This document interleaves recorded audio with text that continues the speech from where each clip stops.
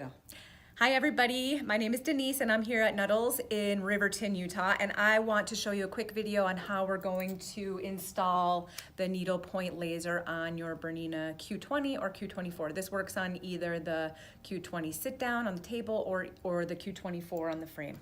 It's really easy to do, the instructions are really clear, but I've had a lot of people ask me to just do a video on this, so I'm gonna do this real quick. The first thing that we're going to do is use the screwdriver here. This all comes in the kit with the needle point laser. I'm gonna use this one. I'm going to remove a screw where the light is, I'll show you in a second, and then we're gonna replace it with this longer screw that comes and this bracket here. So the bracket will go this way when you look at it in front of the machine. So the screw's gonna go in here. I'm going to remove the screw that holds the light cover on, and it's underneath. So there's one on the left and there's one on the right. The first one I'll remove will be the one on my left as I look at the machine. I'm gonna remove that, replace it with this bracket, and be right back. Thank you. Okay, so we replaced the bracket, and now I'm going to remove the other screw that's in the back to the right, and I'm going to replace that. And there's also another screw that comes with the kit. It's a tiny bit longer than the one that you'll remove, and I'm going to put this bracket in. So this is the black piece, and we're going to screw it in this way, and then it actually rotates and spins around. So I'll show you how that positions in when we get to that point. So I'm gonna remove the screw from the back on the right-hand side, replace it with the little tiny bit longer screw that came in the kit and this black bracket here. Okay, so we have put the silver bracket in on the left-hand side, and then on the right-hand side, we have removed the first screw, the original screw, and we've replaced it with this black bracket here. This is what's gonna hold the laser piece in place. So notice how the direction that the black bracket is angled, that can spin around. So make sure that you have the bigger part on the inside is the best way to describe it. Now here we have the laser itself. This part right here, the laser shines down from here. So we're gonna want that to point down, but the silver piece should point horizontally. So what's gonna happen, and the plug goes in the back. What's gonna happen is the silver part is gonna slide right in. You may have to shimmy the silver piece that you installed and the black piece that you installed, and they should slide right together and clip right in place.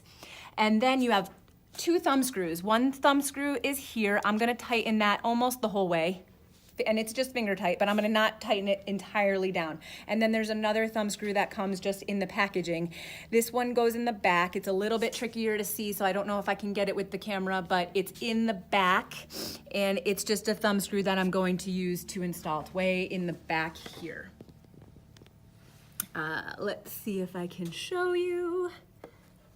It's really hard to see. Right there, right there, okay? So this thumb screw that I have is going to go in that spot, and that's what's gonna hold everything in place.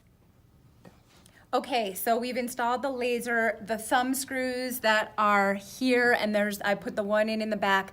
I want you to tighten those down so that the laser stays in place, but loosen it back just a tiny bit, because now we have to adjust the laser light.